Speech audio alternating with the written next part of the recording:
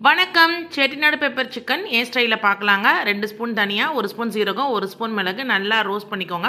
Roast ஆனோன்னா ஒரு 7, 8 காஞ்ச மிளகா நல்லா வறுத்துருங்க. வறுத்து எடுத்து தனியாக ஒரு இதில் கிரைண்ட் பண்ணி வச்சுக்கலாம். அதுக்கப்புறம் திருப்பி கடாயில் கொஞ்சமாக எண்ணெய் ஊற்றிக்கோங்க. ரீஃபைண்ட் ஆயில் இல்லாட்டி கடலெண்ணெய் ஊற்றிக்கலாம். ஊற்றிட்டு பட்டை, கிராம்பு, அன்னாசிப்பூ, ஏலக்காய் தூள் போட்டு நல்லா ஃப்ரை பண்ணிக்கோங்க. ஃப்ரை பண்ணோடனே ஒரு 7, 8 வெங்காயத்தை பச்சை மிளகா போட்டுக்கலாம். 7, 8 வெங்காயத்தை 1, 2 மிக்சியில் கிரைண்ட் பண்ணி வச்சுக்கோங்க. பச்சை மிளகா நல்லா வதங்கினதுக்கு அப்புறமேலு நம்ம இந்த கிரைண்ட் பண்ணி வச்சுருக்கோம் இல்லையா வெங்காயம், அதை போட்டுட்டு நல்லா வதக்கிடுங்க. 1 by 1 அடுத்து ஒரு 7 தக்காளி போட்டுக்கோங்க.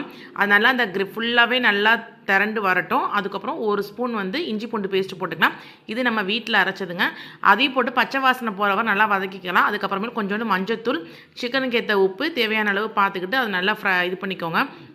அதுக்கப்புறமா ரொம்ப மெயின் என்னன்னா, சிக்கனை மஞ்சத்தூள் உப்பு போட்டு நல்லா கழுவிட்டு, அதுக்கப்புறமேலும் ஒரு 5-6 டைம் கழுவிட்டு சிக்கனையும் போட்டுட்டு ஒரு 1/4 டம்ளருக்கு அந்த ஜாரை கழுவின தண்ணியை மட்டும் ஊற்றி நல்லா வதக்கி விட்டுக்கலாங்க.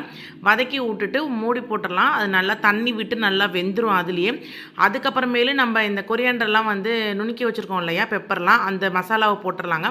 போட்டுட்டு நல்லா வதக்கி விட்ருங்க. வதக்கி விட்டிங்கன்னா ரொம்ப டேஸ்ட்டாக ரொம்ப ஒரு அரோமா வரும். அதுக்கப்புறம் வேணும்னா கொஞ்சம் கீ விட்டுக்கலாம். எனக்கு பிடிக்கும், அதனால் கீ விட்டுட்டு கொத்தமல்லி தூள் போட்டுட்டு நல்லா இறக்கிக்கலாங்க. செம்ம டேஸ்ட்டாக இருக்கும். சப்பாத்தி